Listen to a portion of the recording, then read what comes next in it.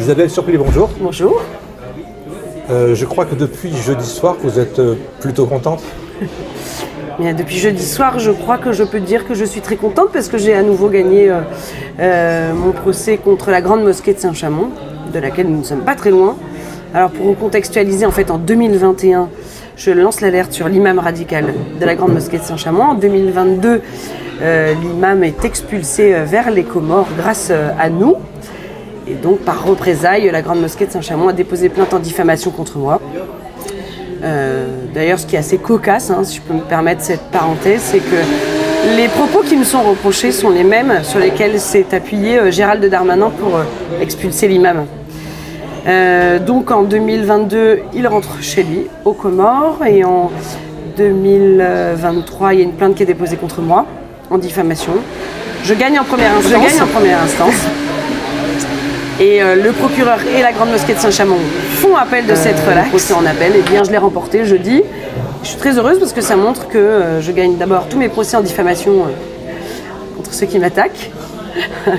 et qu'effectivement, j'avais raison. Ça veut dire que ça clôt l'histoire ou alors il va y avoir encore des appels, encore des jugements? Alors, ils ont 3 jours pour se pouvoir en cassation. Ça clôt pas vraiment l'histoire parce que l'islamisme, il est assez présent dans la vallée du Gier et que vous n'êtes pas censé savoir que la deuxième mosquée de Saint-Chamond, à savoir la mosquée turque, de l'autre côté de la ville, quartier Saint-Julien, qui est gérée par la Confédération islamique Méligorus, eh bien, me vise également d'une plainte en diffamation. Et on en est où des menaces de mort contre vous? Eh bien écoutez, je n'ai pas de nouvelles du parquet concernant mes plaintes, pas de nouvelles de l'enquête. Donc si vous voulez les appeler pour moi, je veux bien parce que on ne me répond pas. J'ai envie de vous dire à suivre alors. Ouais, à suivre. On associe souvent, je vois dans les médias, Isabelle Surplis d'extrême droite. Est-ce que déjà ce terme vous gêne et est-ce qu'aujourd'hui finalement, avec le recul, avec les années qui ont passé, est-ce que l'extrême droite d'aujourd'hui, c'est pas tout simplement la droite d'hier? Je ne me suis jamais considérée d'extrême droite parce que d'abord l'extrême droite, elle conteste les élections. Elle n'y participe pas, historiquement, c'est vraiment là d'où vient la source de ce mot. Donc c'est un mot qui est utilisé pour nous agacer parce que moi je suis d'extrême France d'abord, comme disait Jean-Marie Le Pen, et qu'aujourd'hui je n'ai plus d'étiquette, je n'appartiens plus à un parti politique. Donc si on a pu m'affubler de quelques termes que ce soit auparavant parce que j'appartenais à un parti politique, à un mouvement politique, eh bien c'était la préfecture qui a enregistré ça, mais aujourd'hui je suis divers droite, c'est de droite nationale. Ça veut dire que vous êtes libre et indépendante? Je suis libre, j'ai toujours été libre, j'ai toujours été indépendante, ce qui fait mon engagement de la force et mon combat des victoires au quotidien. Je pense pouvoir le dire. Et oui, je pense que c'est mon ADN de mon engagement, c'est-à-dire que je me bats pour des causes justes, pour mes idées, pour les plus fragiles. J'ai encore reçu des gens aujourd'hui que la mairie refuse de recevoir, donc j'adore ce que je fais parce que s'il fallait utiliser le mot extrême, je suis extrêmement impliquée. J'ai envie de vous demander, mais vous savez que vous puisez toute cette énergie? Vous savez, alors j'ai toujours vos confrères qui me posent cette question. Moi, cette énergie, d'abord, je la puise dans ma famille qui est mon premier relais. Peut-être j'ai de la chance d'avoir 4 enfants. C'est une force énorme, en fait. On a l'impression que l'amour d'une mère, elle est divisée. Souvent, on se dit, à l'arrivée du deuxième enfant, mais comment je vais faire pour l'aimer autant que le premier? Mais en fait, c'est un amour qui se démultiplie.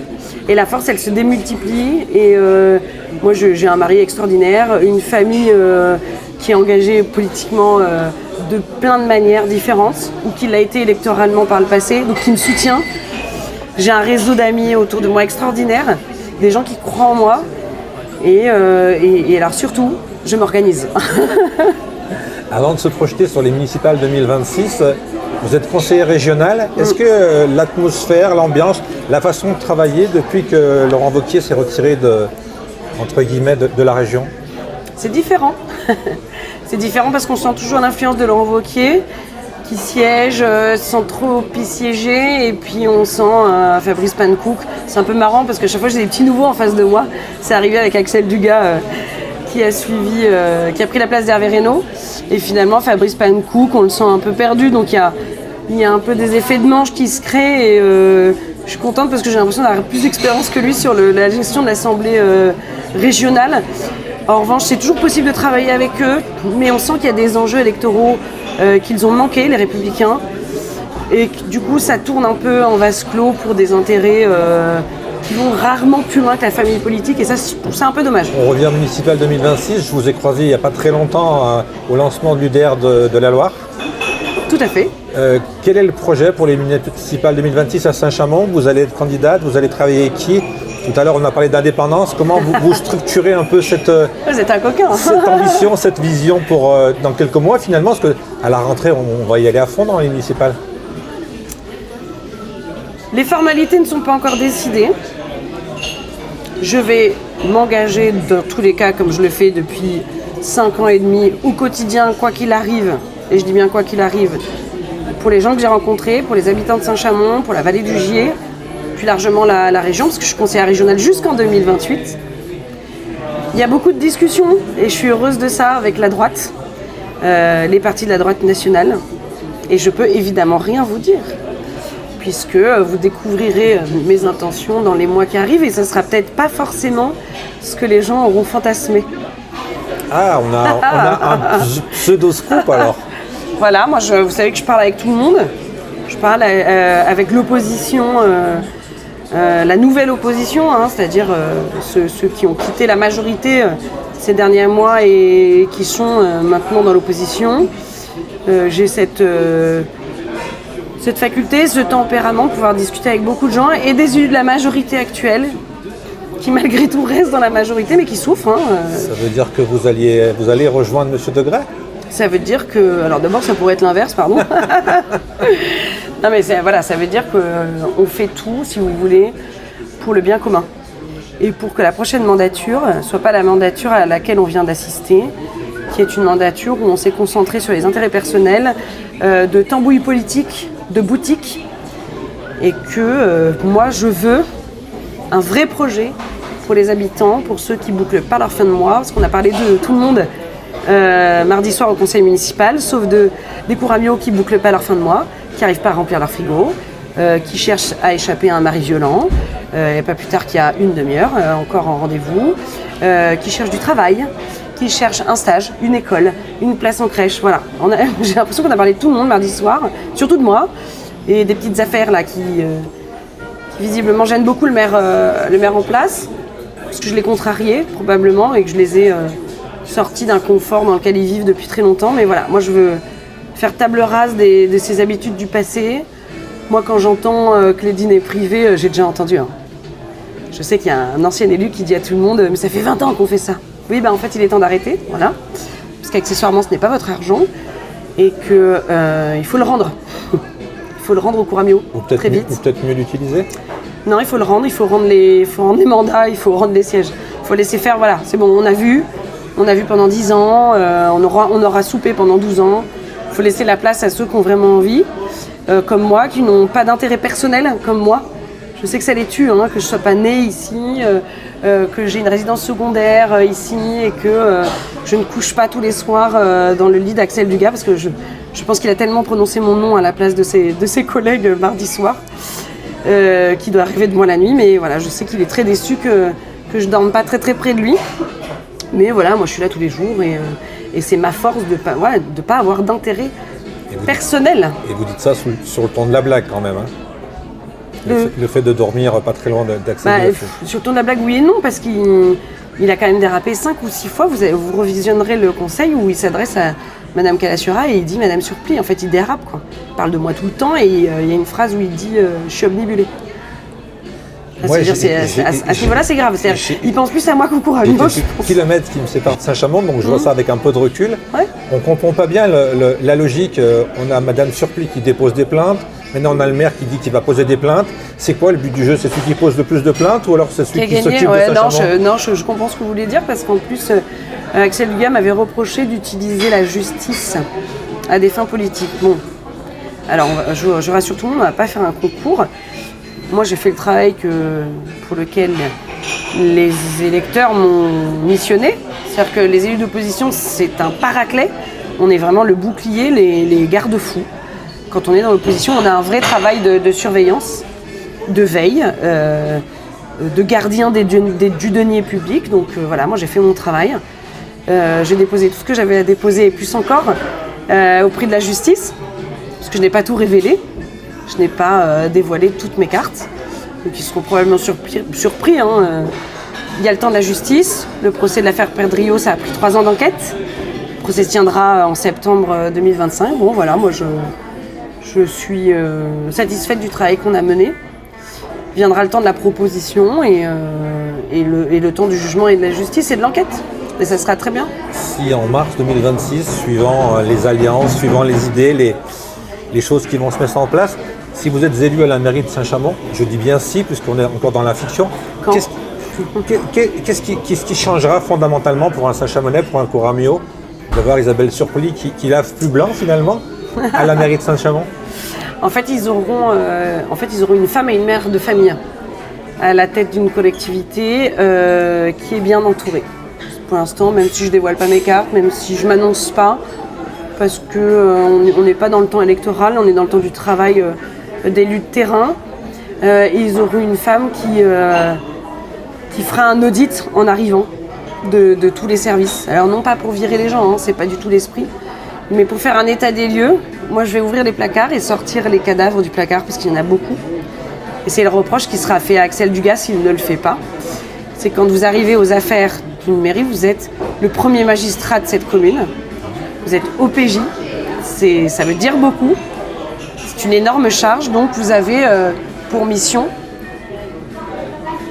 de sortir tous les dossiers qui ont été planqués, cachés, tout ce qui est illégal. Voilà. Moi, j'aurais le courage de le faire. J'aurais aucune compromission avec l'islam radical. Je marquerai même un arrêt de cette collaboration, un arrêt ferme et définitif.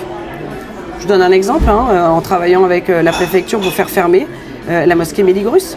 Moi, je le réaffirme, je le dis depuis 2017. Je le réaffirme. Je réduirai les dépenses de fonctionnement. Après, il y a tout un plan que j'ai déroulé mardi soir sur la façon dont je gérerai le budget. Je cesserai de réendetter la ville avec des projets pharaoniques. Parce qu'on va s'arrêter 2 secondes sur l'Hôtel-Dieu, c'est très intéressant. L'Hôtel-Dieu, c'est 16 millions d'euros le projet de réhabilitation. C'est ni bien ni mal, c'est pas la question. La question, c'est la priorité. En fait, on va dans l'Hôtel-Dieu reloger les services qui sont trop à l'étroit parce qu'on a beaucoup embauché. En fait, on a un serpent de mer qui se mord la queue. Placer quelques associations, mais on n'a pas, au bout du bout, de la part de l'exécutif d'Axel Dugas, le plan définitif de l'utilisation de l'Hôtel-Dieu. Pour l'instant, l'Hôtel-Dieu va à moitié éponger l'excédent déjà des charges de personnel, qui représente déjà 62% du budget, donc les 2 tiers, c'est pas rien, du budget de la ville. On serait en dette, parce qu'on a quand même triplé la dette par habitant depuis 2020. Et ce qui est proprement scandaleux, parce que Régis Cadegros et Axel Dugas ont emprunté pour des projets pharaoniques à la période où les taux d'emprunt étaient les pires, les plus élevés. Bon, moi je les ai endettés et j'ai expliqué, je ne veux pas vous refaire les 8 minutes d'intervention sur la dette, mais voilà, moi je fixerai, j'arrêterai les emplois nouveaux non nécessaires. Par exemple, le médiateur des quartiers, il faut prendre des bénévoles. Prendre des bénévoles à la retraite, voilà, beaucoup de choses comme ça, mais ils auront à la tête de la commune une mère de famille qui sait tenir un budget. Parce que quand on a 4 enfants en 2025, un mari, des charges, que ce soit à Saint-Chamond ou ailleurs. C'est l'argent qu'on n'a pas, quoi. Comme tout bon père de famille aussi. En fait, j'irais même plus loin. Moi, j'aurais l'impression que c'est mon argent. C'est toujours plus facile. Les socialistes sont comme ça. Ils ont un peu une attitude. Les LR de Saint-Chamond, ils sont un peu comme ça. C'est plus facile de dépenser l'argent des autres. Moi, je me sentirais concernée. Je me dirais, oulala, j'ai tant de budget, l'État me donne tant, je vais avoir tant de recettes. Qu'est-ce que je vais faire pour améliorer le quotidien des Coramio? Je donne un autre exemple, le mobilier design qui est rue de la République, pour lequel la mairie a investi 102 000 €, est abîmé, il a fondu au soleil, et je persiste, il a fondu au soleil pour certains. Il a été fendu, donc remplacé. Quel a été le retour sur investissement? Donc la plus-value ajoutée de ces pots, rue de la République, pour 102 000 €. Moi, pour 102 000 €, je vous le dis, l'hiver, je fais des animations avec des bras zéro pour avoir un chaud quand il fait froid. Et l'été, je mets des brumisateurs. Et je pense que je peux en mettre plusieurs des brumisateurs. Donc voilà, Il y a vraiment, en fait, cette ville, elle est magnifique. Regardez derrière vous, il y a des choses très très belles qui ont été faites. Tout n'est pas acheté, évidemment, mais il y a une vraie amélioration du cadre direct qu'on peut faire avec de l'argent direct.